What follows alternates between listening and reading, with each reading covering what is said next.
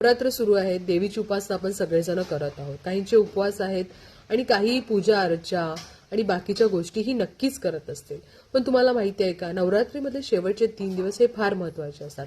काही तंत्र किंवा काला जादू किंवा काही वाईट गोष्टी करण्यासाठी सुद्धा यावेळेला काही गोष्टी लोक करतात.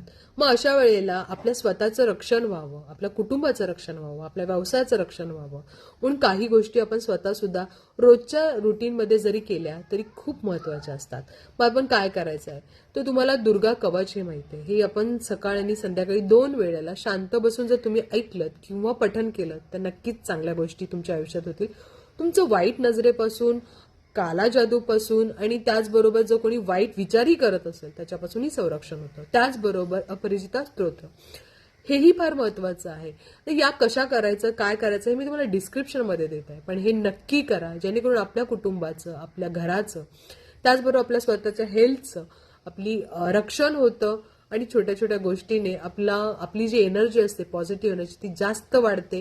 कारण काही लोकांचा जो ऑरा निगेटिव्ह असतो किंवा ऑरा वीक असतो त्या लोकांना खूप प्रचंड प्रमाणामध्ये निगेटिव्ह गोष्टीचा इम्पॅक्ट हा या दिवसामध्ये होतो.